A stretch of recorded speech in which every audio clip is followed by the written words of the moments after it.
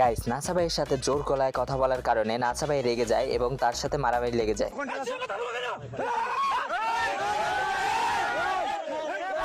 Guys, এই ঘটনাটি তার পাম্পে বসে হয়। হোয়াটসঅ্যাপ বেলা নাসা ভাই বিনোদনকে ফকিন্নি এবং ছোটলোক বলেছে। নাসা ভাই নাকি কোনো কন্টেন্ট ক্রিয়েটরকে 2 টাকা পর্যন্ত দেয় না, এই কারণে ফকিন্নি বলতেছে হোয়াটসঅ্যাপ বেলা। শেরপুর জেলা কোনো কন্ট্রিকে 2 টাকা দিছস, তোর বাপে দিছে?